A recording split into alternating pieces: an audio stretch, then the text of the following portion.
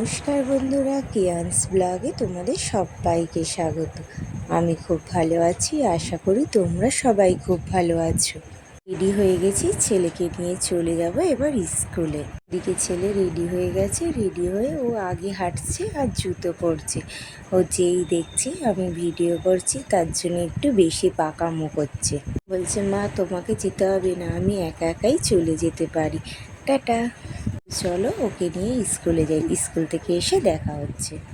এদিকে রাত্রির বেলায় ছেলেকে বই পড়াতে বসেছি, আর এইদিকে প্লাজো প্যান্টটা এখন আর পরি না, তো ওই প্লাজো প্যান্টটা দিয়ে দুটো পাশ বালিশের কভার আর একটা মাথার বালিশের কভার বানিয়ে নিই। মাথার বালিশে যে কভারটা দেখছো ওটা আমারই একটা চুড়িদার দিয়ে বানানো, তো পাশ বালিশের কভারটা বানিয়ে নিই আর ছেলেকে পরিয়ে নিই।